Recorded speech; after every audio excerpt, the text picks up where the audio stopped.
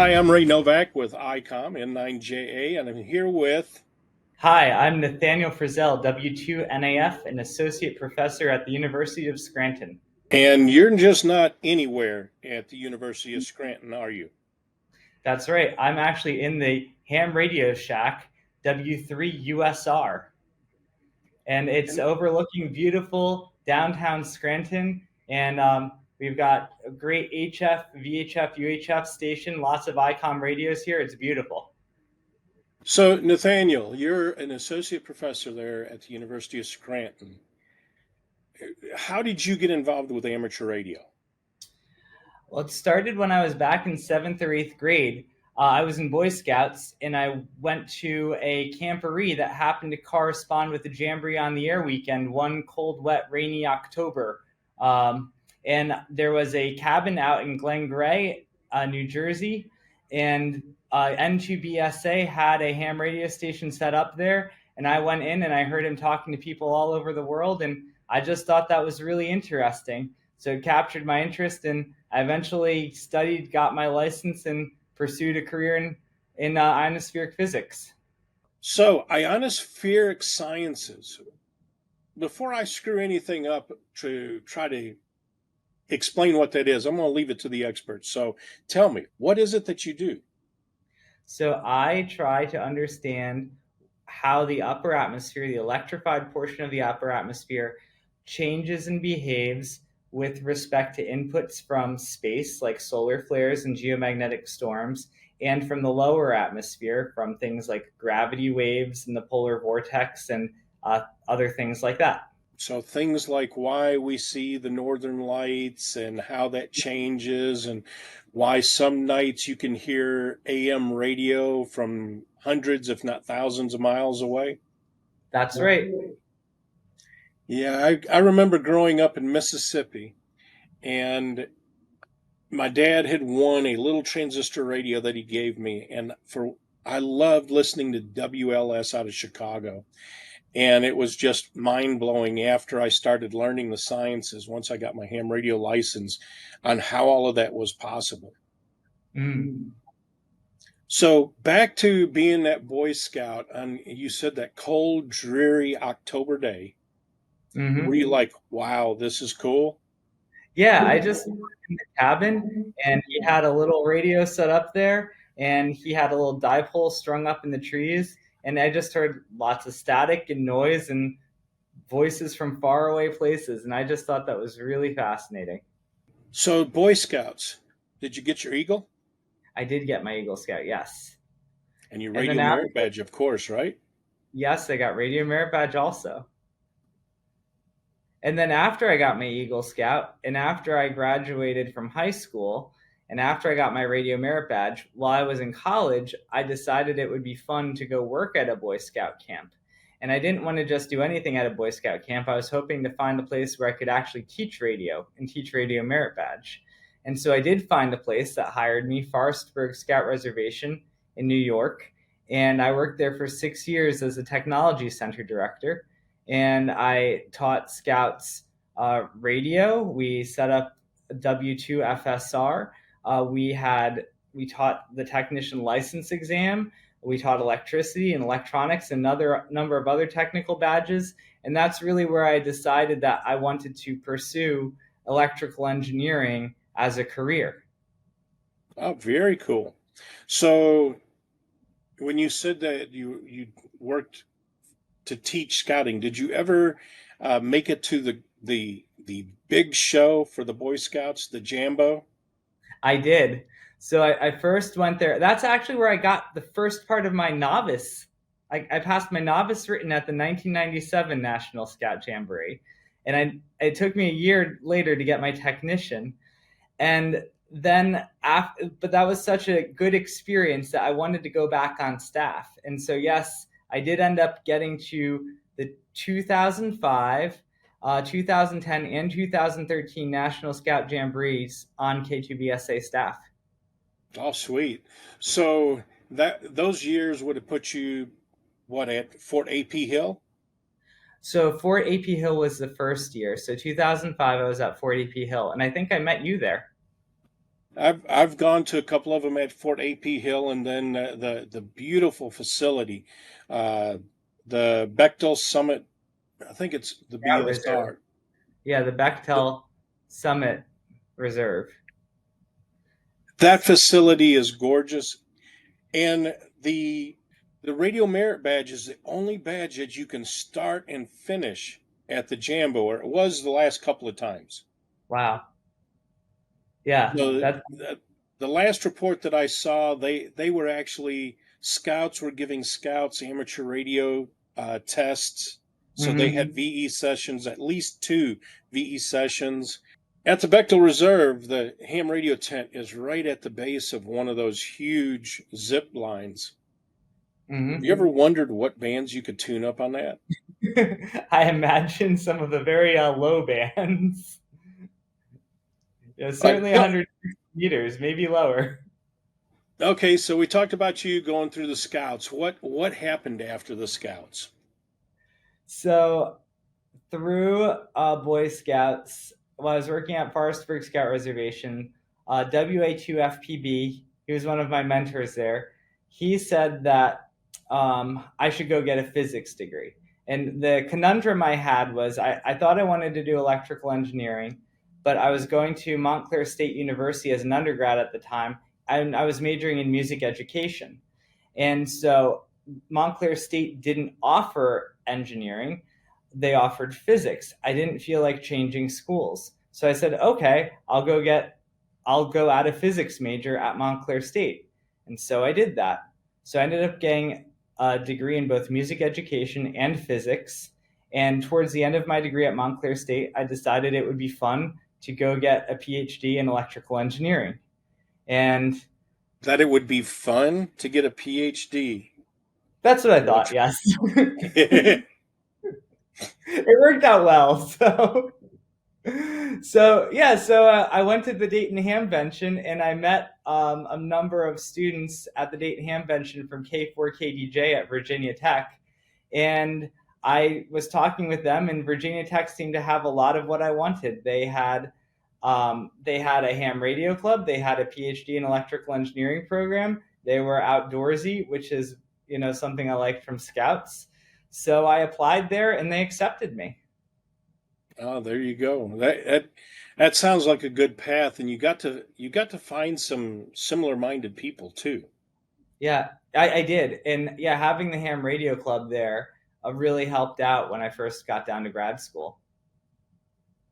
Well, Steve Goodgame with the ARRL and I did a interview session where we talked about the importance of STEM, especially for the technical curious youth. Mm-hmm. I know I was technically curious. I spent a lot of time in a computer lab, or we had one TRS-80 in our math room, and that there shows my age and all the guys that TSR-80, wow.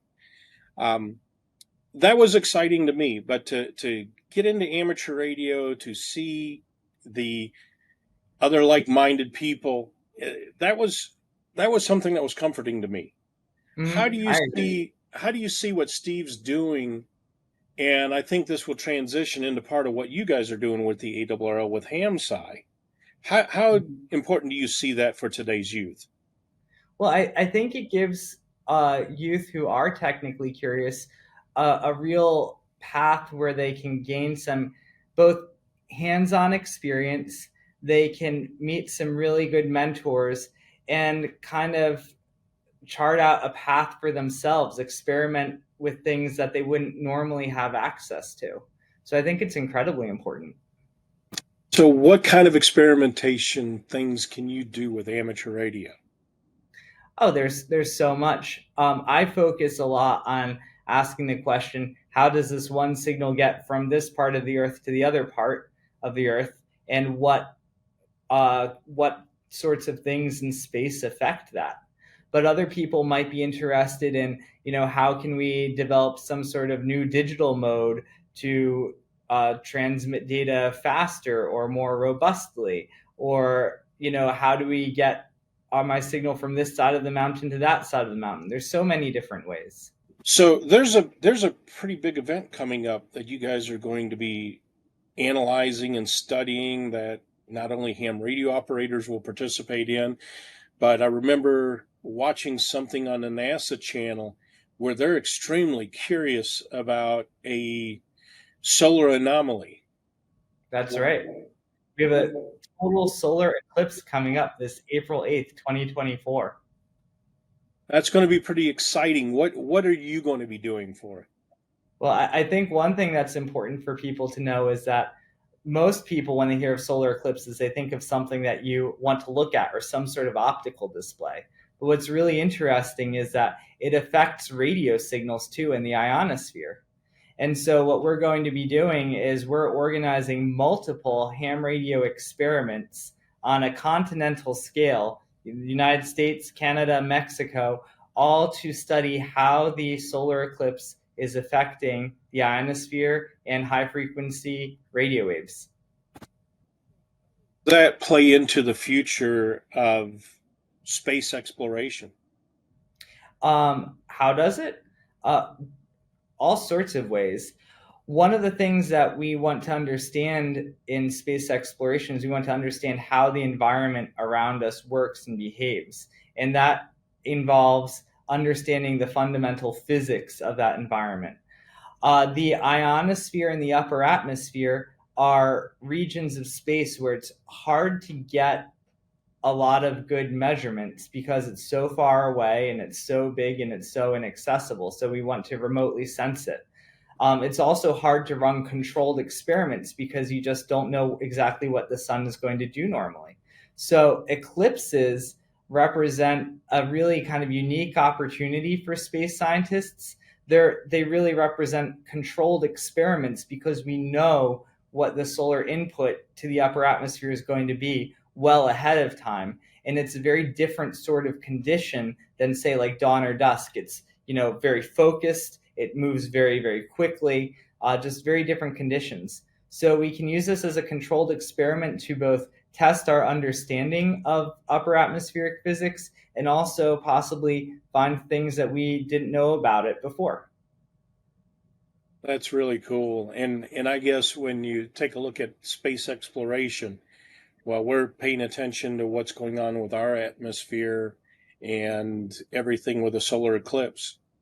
It gives us an idea what to expect on other planets that will have not a not an atmosphere similar to ours, but at least an atmosphere.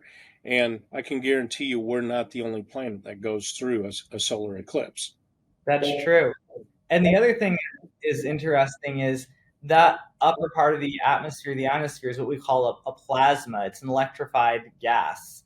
And really, that is one of the most dominant forms of matter in the universe. So if you go through space, that space is not a vacuum. It's actually a plasma. And then if you get to other planets, they can have plasmas in their environments too. So yes, what we understand, what we learn from looking at the plasma here on Earth could potentially also give us some insight as to what to look for in other environments as well. So you mentioned that you're sitting inside the amateur radio shack there at University of Scranton. Mm-hmm. How does something like that occur? Well, it took a lot of planning and a lot of planning and a lot of patience and asking people for the right things. But the way it happened here was I became a faculty member here, and then I wanted to put together a ham radio station. And I eventually found out in order to do it on a university type of building, you really have certain challenges that you don't necessarily have at your own personal home. You can't just throw wires up in the trees here. You have to make sure, everything's up to code and has been engineered properly. So I had to write a grant and I asked for a substantial amount of money. And then I had some people who do radio installations professionally and who are also ham radio operators do the main station design. And then I had an engineering firm do the drawings and sign off on all of the plans. And then it got it through university approval. And now we have a station. It's funny that you'd say it's not something that a lot of hams will do. I know quite a few hams that themselves they do exactly what you were talking about. They want it right. They don't want Mhm. to take a chance if they put a tower up of the tower falling over on their property, their house, or anything like that. So it is good to hear that that kind of language being spoken when you're talking about putting up a ham radio station. It's Mhm. always best to engineer because you Mhm. have no idea what could possibly happen. That's right. Yeah, you really don't.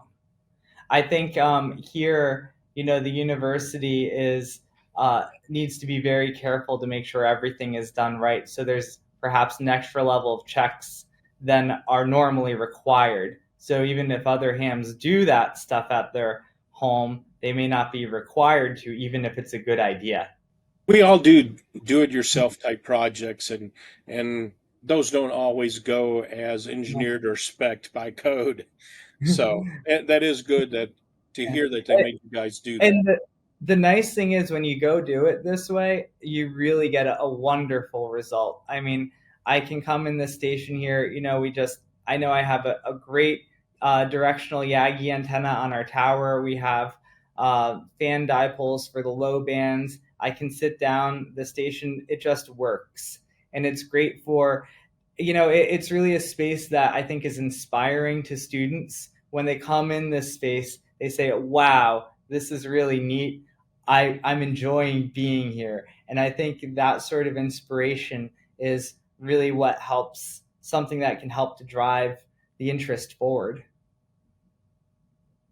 I think something like what you did at the university is something that a lot of ham clubs, not only university ham clubs, but uh, public ham clubs could as well. To look at how you engineer, how you design, and it then also brings in the curiosity of others that have to sign off and approve on what you're doing. Have you recruited any of the other faculty to join you? Oh, I have. I've gotten a number of my colleagues in the physics and engineering department to become licensed and to start to be involved.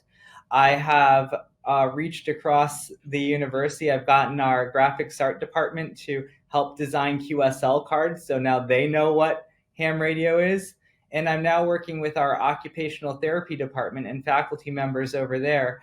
We're working with the Lackawanna Blind Association on a project to try to bring amateur radio to people who are blind or visually impaired as well. And so now I have occupational therapy faculty and students involved also. All right, so we mentioned about the ARRL and the wonderful things that Steve Goodgame's doing with the STEM. You are also working on a project with the ARRL called HamSci. Mm-hmm. What is that?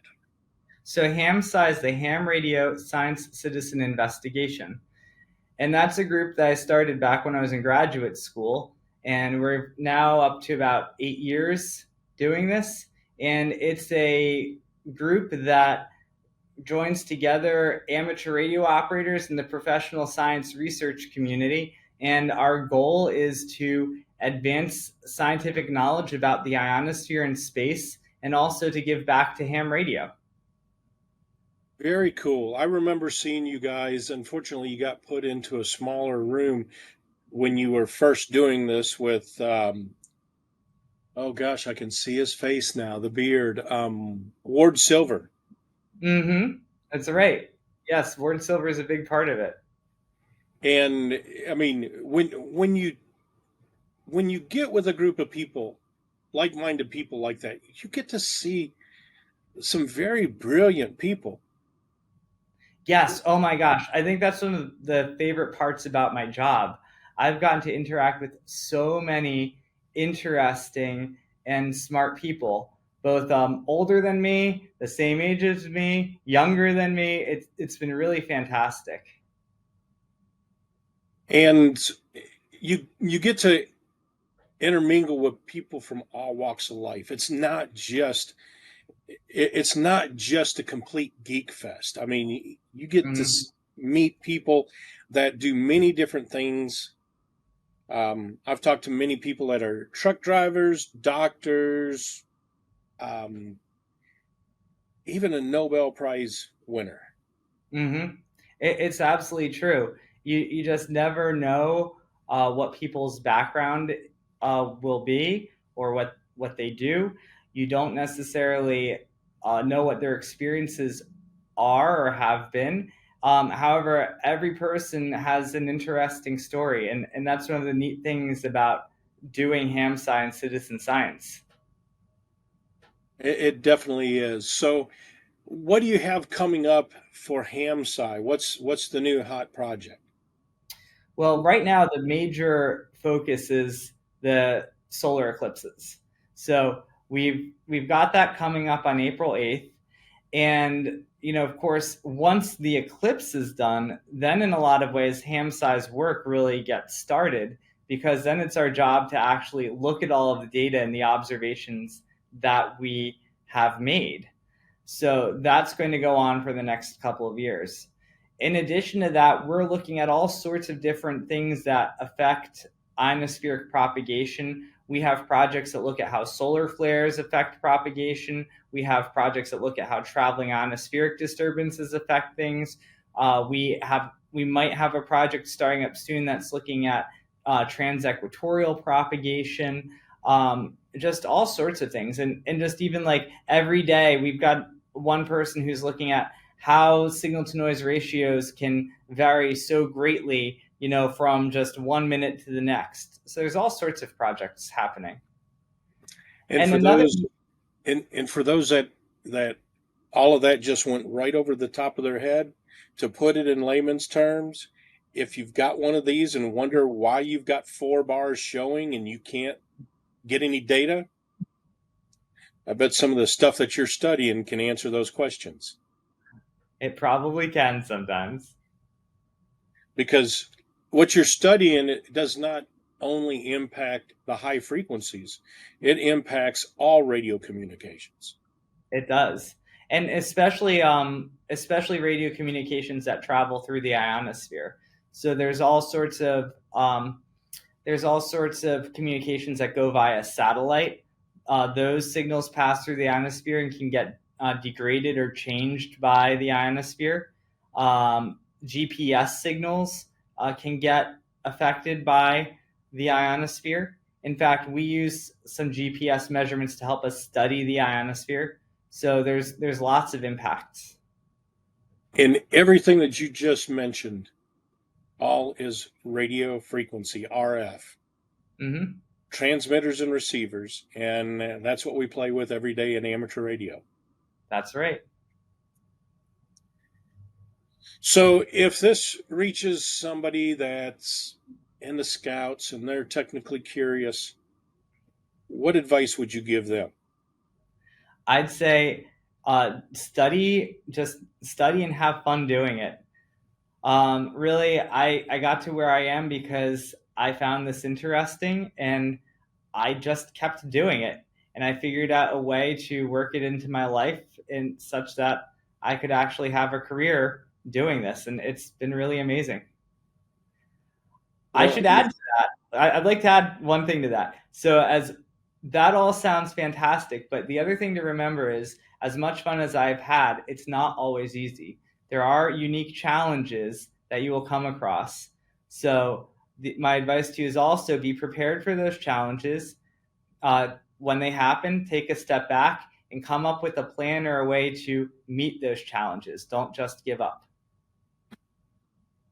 one other question with that. Now that I just remembered, you are a new parent. Mm-hmm. How did your parents help you down your pathway? Well, they were incredibly supportive. You know, they had never really heard of ham radio when I first found out about it. And they, I know, were even a little nervous about the idea of me going and talking to all sorts of random strangers. But, they learned about it, and they took me to test sessions to get my first test. They took me to radio club meetings.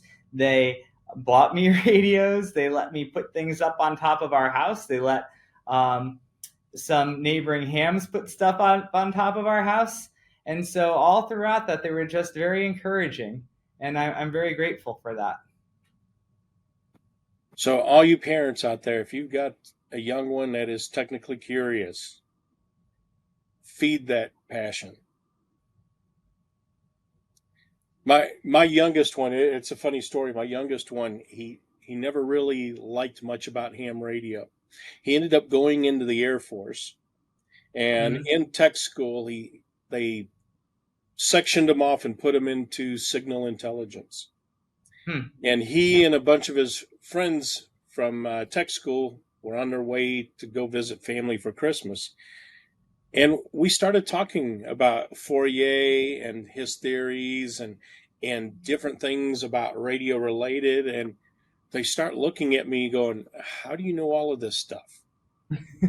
So before we took them to the airport, we stopped by the house and I showed them a few of the radios, and they're like, "We're just studying theory and mathematical equations. Now we can see what the practical use case is for what we're studying." Mm-hmm. And he ended up working with satellites and studying a lot of the things that you're talking about right now. And I'm like, Mm-hmm. you could have had a head start on all of this stuff had you gotten your ham radio license. Mm-hmm. I'm actually trying to do that right now with my communication systems and electromagnetics class.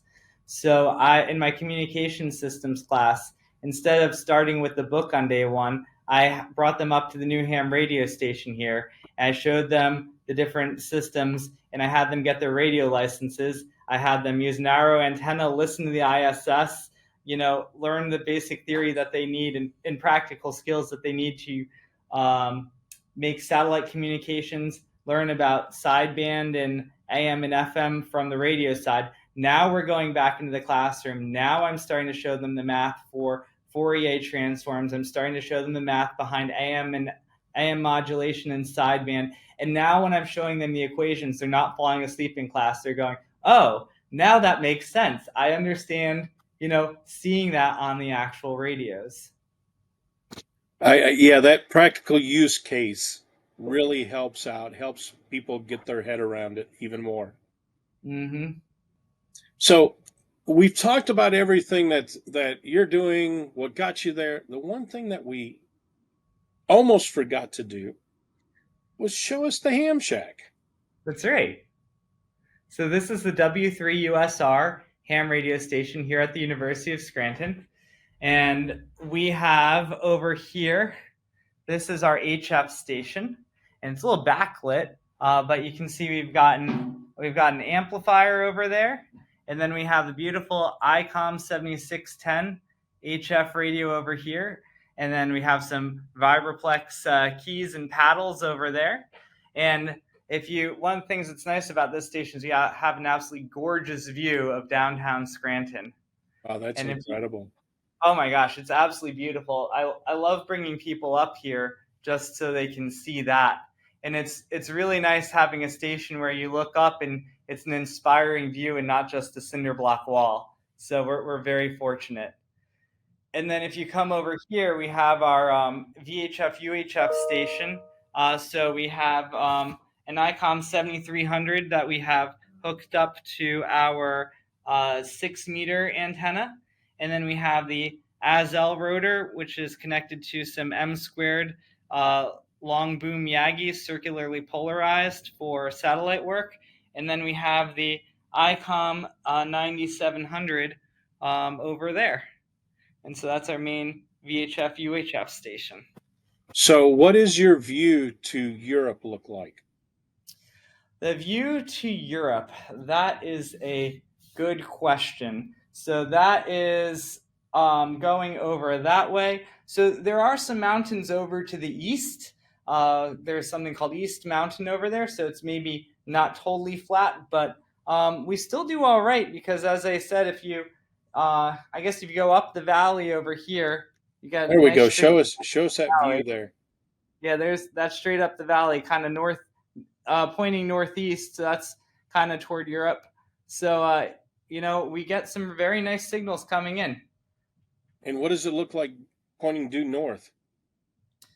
Pointing due north, that's pretty much straight up the valley there. So the valley Okay. runs, yeah, kind of north south, and then there's a mountain to the west, but it's still kind of off in the horizon a little bit. And then there's a mountain to the east, which here all you can see is the chalkboard, but Right.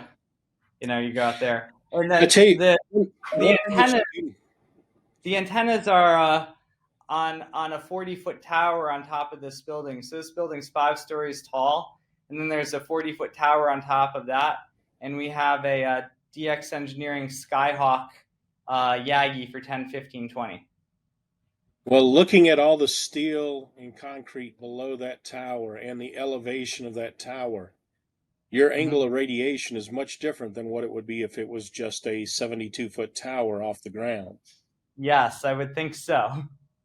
One of the things that I think you should get for your station there is what we call a great circle map.